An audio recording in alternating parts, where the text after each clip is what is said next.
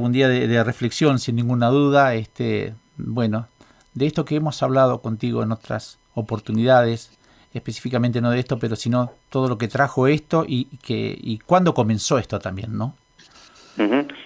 A ver, es imprescindible la memoria porque en el pasado están guardados todos los secretos del presente y el futuro. Sobre todo teniendo en cuenta que el plan económico, que fue el eje del golpe del 24 de marzo del 76, el cambio de la matriz económica, se repitió 3 veces en los últimos 45 años. Por lo tanto, creo que hay mucha necesidad de estar contando este cuentito desde había una vez y fundamentalmente adosar a todo el dolor, que es, me parece, lo que siempre está a flor de piel, en la superficie, a la vista de propios y extraños, adosar al dolor del terrorismo de Estado las verdaderas causas que generaron que ese terrorismo de Estado fuera imprescindible para poder llevar adelante el cambio que quería el poder real, el poder económico. Era terminar con un país industrial, terminar con nuestra mano de obra calificada, convertirnos una vez más en una factoría, en compradores compulsivos de valor agregado a través de importaciones, crear una enorme patria financiera especulativa y vivir del oxígeno de la deuda externa. Todo eso, por supuesto, que la única forma de llevarlo a cabo, teniendo en cuenta la radiografía del país del 23 de marzo de 1976, no se podría hacer sin terrorismo de Estado. Y cuando digo la radiografía del país del 23 de marzo, digo un país con pleno empleo, con 2% de desocupación, con fábricas a 3 turnos, con salario como dinamizador del círculo virtuoso de la economía, y a mayor demanda comercial, mayor demanda industrial y permanentemente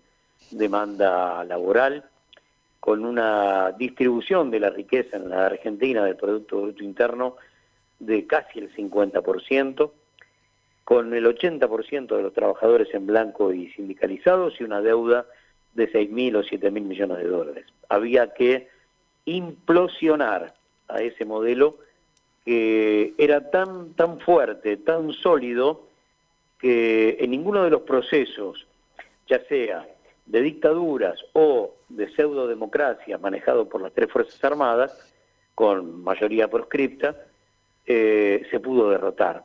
Entre 1955 y 1976 no pudieron, y mirá que hicieron horas extras, pero el proyecto estaba vivito y coleando más allá de ciertas heridas, y entonces había que terminar con esto. La presentación en sociedad del neoliberalismo en la Argentina es el Rodrigazo, en junio de 1975, y el golpe, después de observar cómo el movimiento obrero sale a terminar con Rodrigo y con López Rega, después de aquel anuncio, implica, bueno, va a haber que terminar con esto de una vez por todas y para siempre.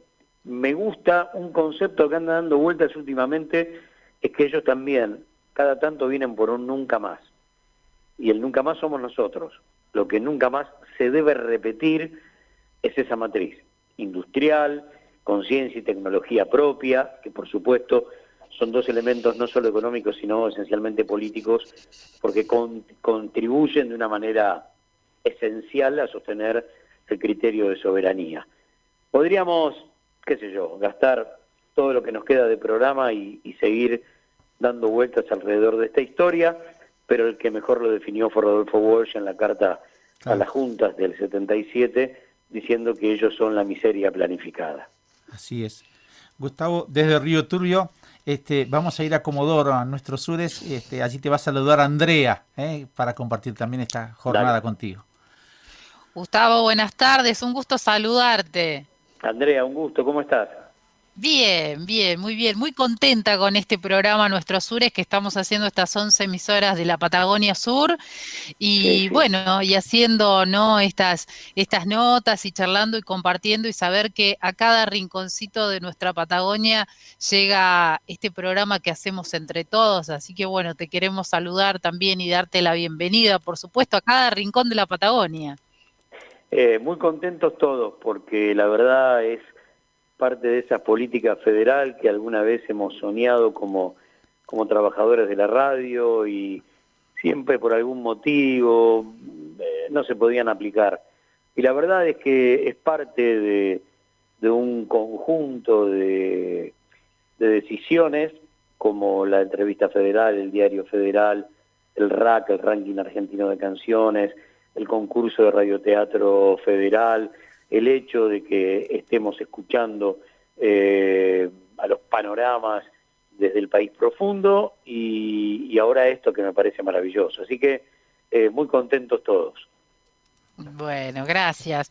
Y también retomando un poco lo que estabas charlando recién con nosotros, esto de que se recuperó hace bastante pocos años esta otra pata, ¿no? En la definición del golpe, que el golpe no fue militar, sino el golpe fue cívico-militar, justamente por todos esos que estaban atrás, los del poder real, los instigadores, podríamos decir, ¿no? Porque a los ejecutores del golpe los conocemos.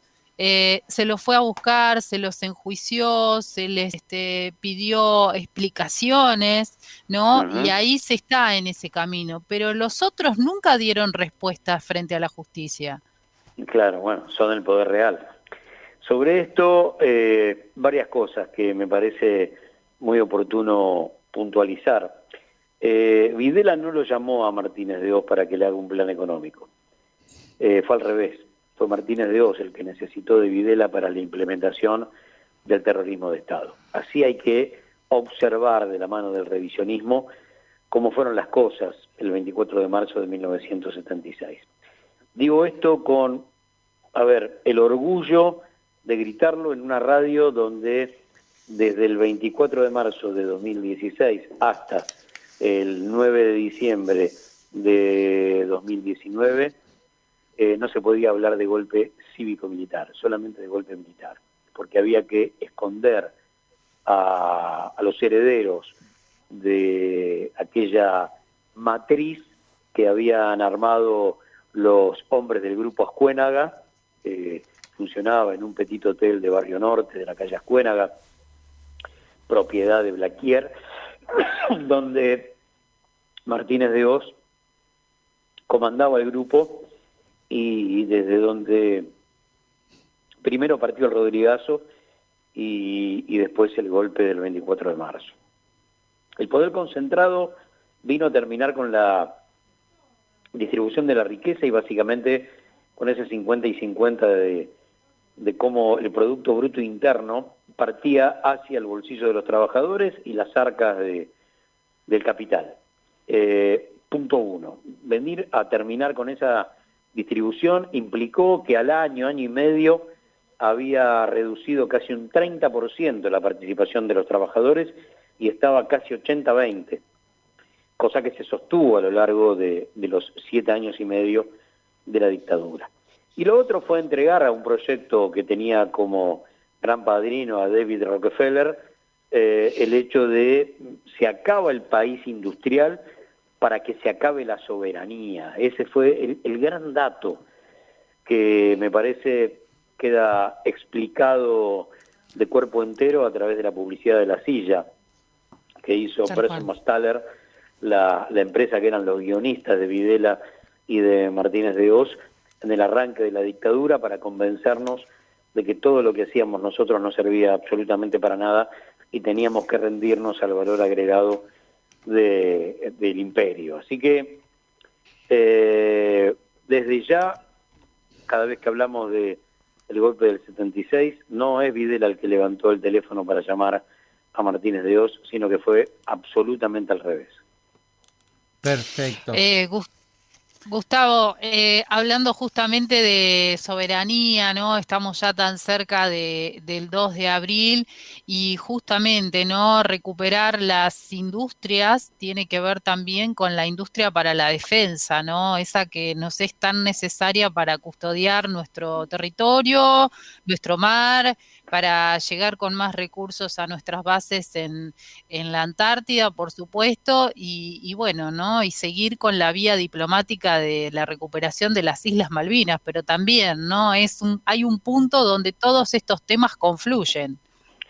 Sí, por ahí yo lo que puedo agregar es que no solamente se trata de políticas para la defensa, cuando hablamos de poblar nuestro mar austral, sino también esencialmente buques pesqueros y buques científicos, como era el proyecto Pampa Azul del CONICET.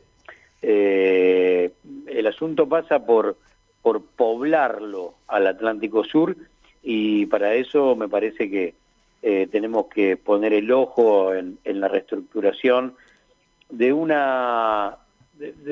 proyecto que para mí era esencial, ¿no? El Pampa Azul fue un proyecto formidable que buscaba por otro camino el hecho de tener esa presencia. Después podemos tener un montón de otras ideas que tengan que ver con proyectos no bélicos, teniendo en cuenta que nosotros en ese sentido tenemos que denunciar permanentemente la base misilística nuclear que montó la OTAN, no Inglaterra, sino la OTAN, apenas terminó la guerra de Malvinas, y que hoy Malvinas esté habitada por más soldados en su base que por habitantes en las islas, muestra a las claras cómo defienden ese punto que geopolíticamente les interesa tanto, paso interoceánico, posibilidad de discutir desde allí lo que será la proyección de Inglaterra sobre la soberanía antártica en cuanto se vuelva a rediscutir el tratado. Presencia argentina para volver a gritar soberanía. Y me parece que no solamente a través de la defensa, que por supuesto el proceso de destrucción estuvo en manos esencialmente de Carlos Saúl Menem con la privatización de fabricaciones militares, y con la venta de Elma por chatarra, siempre hay que recordar eso, la destrucción de la flota mercante argentina fue por chatarra. Siempre hay que repetirlo una y otra vez, porque había sido una enorme creación del primer peronismo para comenzar a ponerle valor a su materia prima, esencialmente a la carne. Y es imposible vender semejante símbolo de soberanía por chatarra, salvo que lo que vos quieras destruir no sea él más, sino la soberanía. Exacto. Bueno, te agradecemos, Gustavo, y otra tarde de estas en Nuestros Sures te vamos a llamar porque también hablamos de Martínez de Oz, del Rodrigazo, por ahí de los Alzogaray, por ahí del Grupo Macri. Vamos a recordar también algún día la historia de Ricardo Mansueto Sin contigo, que sabés tanto, ¿te parece? Sí, el verdadero mentor de todos estos, ¿no? De la mayoría de los problemas que hoy tenemos, porque trabajaba para ellos y era como el monje negro, el gran mentor.